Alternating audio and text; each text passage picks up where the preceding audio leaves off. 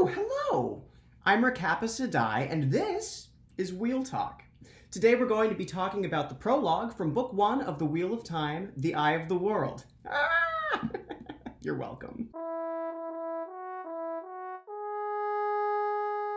The Wheel of Time is a 14-book fantasy series, 15 books if you count the prequel, written by Robert Jordan and later finished by Brandon Sanderson, and next year it is coming to Amazon as a major television series, and people are excited! I'm excited. So in preparation for the show, I am doing these videos. I'm going to reread all of the Wheel of Time books, I'm going to recap them, and once the show starts, I'm also going to be recapping the show. These videos are going to be divided into two parts. The first part of the video is going to be a spoiler-free recap. I understand people don't want to be spoiled. I'm just going to go through the contents of the chapter, talk about what happens, talk about some of my feelings. And then the second part of the video is going to be the 13th depository, where I dive deep. I'm going to talk about history relating to the chapter. I'm going to talk about how the chapter relates to the rest of the series. And in that part of the video, I'm going to assume people have read all of the books. If you haven't read all of the books, I recommend not watching that part of the video because there may be spoilers, but I will warn you when we get there, I promise, and I Sedai does not lie. Okay, so let's unpack this prologue because, damn. When I first read this, I was like, what?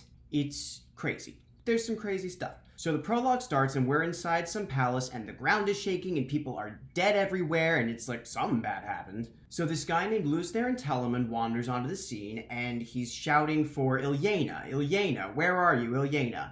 And it's like, who is Ilyena? And also, why aren't we talking about all the dead people on the ground? And this other guy whose name we don't know yet, but he's super evil, and he's like, hey, Theron, remember me, I'm the betrayer of hope. And Theron clearly doesn't remember him, and he's like, I'm gonna go get my wife, because we have a guest. Which is weird because still dead people all over the place. And it's like, oh, okay, this guy's crazy. You crazy. And the betrayer's like, oh, you've lost your mind, which I don't love that because you've done some really bad shit and I want you to remember. This dude doesn't remember that he killed everyone in the palace, so I'm gonna remind him.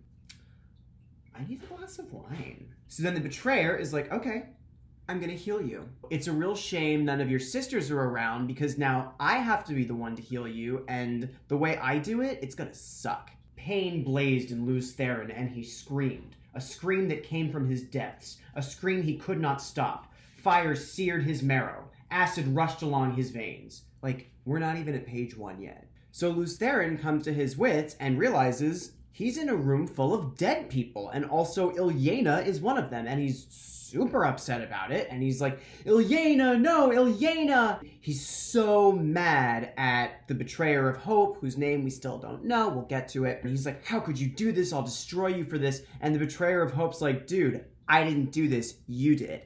And then Theron just can't even deal, and he travels with a capital T. We don't yet know what that is, don't worry about it.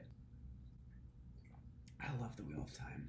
So he travels to this place very far away where there's no one around, and he's devastated, and he shouts, light, forgive me! He's shouting at the sky. He was still touching Sidene, the male half of the power that drove the universe. He could feel the oily taint fouling its surface, the taint that doomed the world. This is a lot to take in at once. Sometimes in the Wheel of Time, this happens. You don't know what's going on, they're talking about something that is beyond you, and the series just throws you into it. So then Theron starts drawing on the one power, more power than he's able to handle, shouting, light, forgive me, Ilyena! And the air turns to fire and lightning strikes down right through his body into the earth. It bores this huge lightning hole in the earth, and this volcanic eruption spurts out of the ground. Wind starts to howl in from all sides, and where Theron had stood, there's this huge mountain, and his body is gone. Crazy.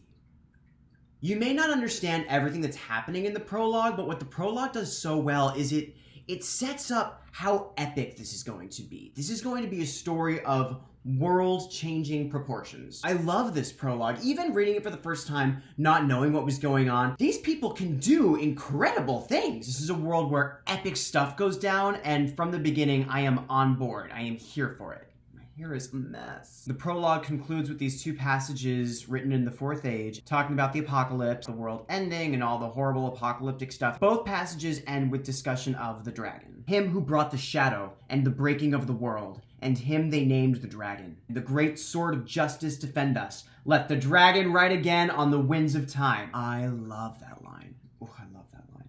This concludes the recap portion of the video. Part 2 of the video is the 13th depository, where I dive deep on the prologue and the history leading up to the prologue.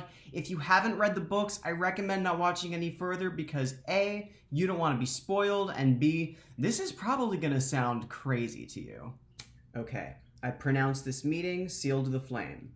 Yes, I could have channeled to like that, but I didn't feel like it. Okay, let's talk about Ishamael. If Lews Therin trapped the 13 Forsaken when he created the seals in the Dark One's prison, how is Ishamael there in the prologue? Because he should be trapped with all the other Forsaken in Sheol Ghul. I didn't have an answer to this until after I finished the series. If you're a fan of the series and you don't have the Wheel of Time companion, I highly recommend it. It's got a ton of fun information. I love this book. Ishamael at first believed that he had escaped the entrapment at Sheol Ghul, and indeed he was free to move and confront Lews Therin. Sometime after Lews Therin's death, though, he discovered that he had not escaped at all. He began to fade, to grow tenuous, until he was drawn into the trap of the seals. Roughly 1,000 years later, though, the process reversed itself. He began to find himself back in the world of men. He founded the Brown Ajah in this period. Within a matter of 20 years or so, the process reversed itself again, and he faded back into the seals. So, he's trapped inside with all the other Forsaken, then he gets out a little bit to confront Lews Therin, then he realizes he's trapped and goes back into being trapped, and then he comes out for a little bit to start the Trolloc Wars and found the Brown Ajah, and then he goes back into being trapped. So, it's a lot. Even though it is a lot, the answer works for me. A lot of things in the Wheel of Time never get revealed, and I really appreciate that the companion does give us an answer. This book is the best. We will definitely come back to it. It's tea time. I could have channeled to pour that, or I could have called a novice, but I like to keep it wheel. I think it's so interesting to compare Ishamael to Moradin because they are completely different people. They're actually the same person, but you know what I mean. So even though Ishamael is protected from the taint on Saidin, the companion mentions that he does start to go mad after the Dark One's defeat just because of how bad that is for him. Ishamael is constantly calling Lews Therin a fool and a light-blinded idiot, and he kind of talks a little bit like a monologuing comic book villain. And then you get to him as Moradin, and Moradin is totally stoic and doesn't give anything away, and I feel like Moradin makes a much better villain. There's just some spooky, ominous vibe that I get from Moradin that I don't get from Ishamael in the first 3 books. Here's a question. How much time do you think passes between Lews Therin sealing the boar and Lews Therin dying at Dragonmount? The fact that Ishamael doesn't know he's crazy yet makes me think this happens right after the strike at Sheol Ghul, but there's really nothing to say that a month couldn't have gone by. Maybe Ishamael just hasn't realized that the 100 Companions went mad yet. It seems like he would have, though. So yeah, this is probably right after he created the seals, which, cool. Next question. Do we think Elaine is Ilyena reborn? I think, yeah. I mean, with the similar name, the red gold hair, the fact she's married to Rand, it's just kind of hard to ignore the similarities. It does bring up some interesting questions about how being reborn works in the Wheel of Time. Like, how come Elaine resembles Ilyena, but Lews Therin doesn't really resemble Rand? And also, who are the other characters in history who might be characters in the Third Age reborn?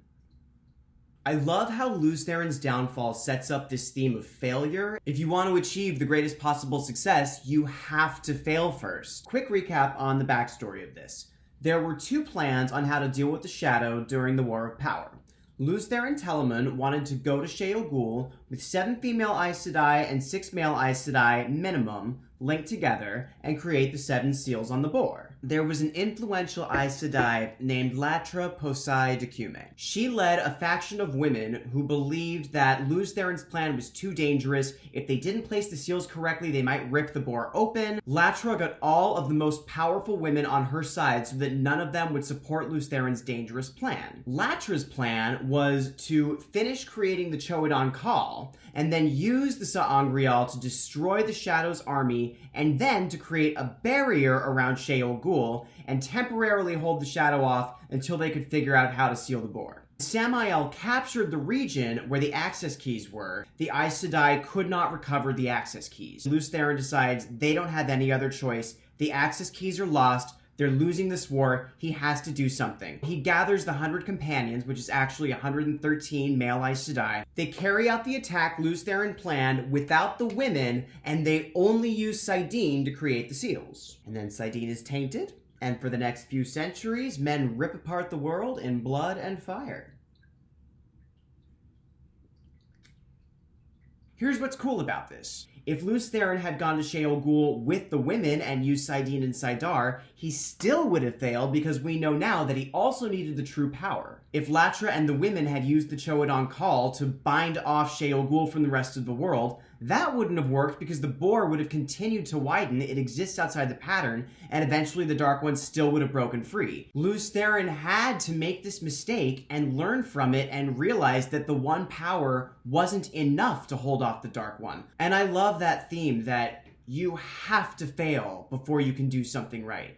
I think that's very relatable. I think that's just a really powerful thing to take away from the Wheel of Time. Ugh, that's all the time we have. This has been fun. Next time on Wheel Talk, we're going to discuss Chapter 1 of The Eye of the World, An Empty Road. If you have any thoughts on this chapter, please leave them in the comments or email them to letsgetwheel@gmail.com so we can talk about it in the next episode. I want to hear what you think. Brown Sisters are always looking for new information, and I want this to be a space where we can share our ideas, share our love of the Wheel of Time, and learn from each other. I hope you'll join us next week for more Wheel Talk. Until then, I'm Recappa Sedai.